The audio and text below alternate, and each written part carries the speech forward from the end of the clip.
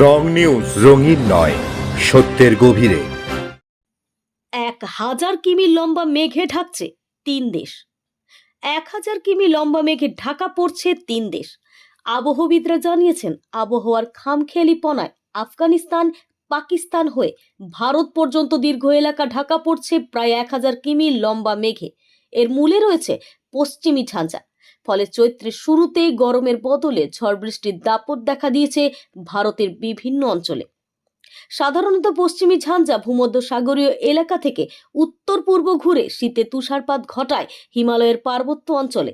কিন্তু আবহাওয়ার খামখেয়ালিপনায় ভূমধ্যসাগর, ক্যাস্পিয়ান সাগর, কৃষ্ণ সাগর ও পারস্য উপসাগরে সৃষ্টি হওয়া পশ্চিমী ঝঞ্ঝা দ্রুত গতিতে এগিয়ে আসছে।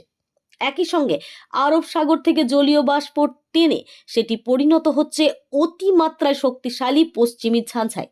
এর ফলে আফগানিস্তান, পাকিস্তান সহ উত্তর ভারতের দিল্লি সহ উত্তরপ্রদেশ, হরিয়ানা, রাজস্থানের 40 থেকে 80 কিমি গতির ঝোড়ো হাওয়ার দোসর হয়েছে বজ্রবিদ্যুৎ সহ বৃষ্টি। এর পাশাপাশি সিকিম সহ উত্তর পূর্বের বিভিন্ন রাজ্যে ঝড় বৃষ্টির দাপট দেখা দিয়েছে। রেহাই পাচ্ছে না দক্ষিণে তামিলনাড়ু, অন্ধ্রপ্রদেশ ও কেরল, সেখানেও শুরু হয়েছে ঝড় বৃষ্টি। আবহাওয়ার এই খামখেয়ালিপনায় কপালে চিন্তার ভাঁজ ফেলেছে আবহাওয়া বিশেষজ্ঞদের।